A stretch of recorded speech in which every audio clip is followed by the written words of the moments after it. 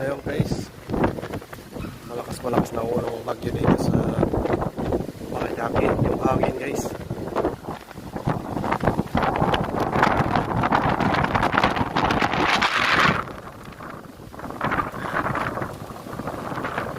Sobrang lakas na ng hangin. Kailangan natin magdobli-dobli ingat.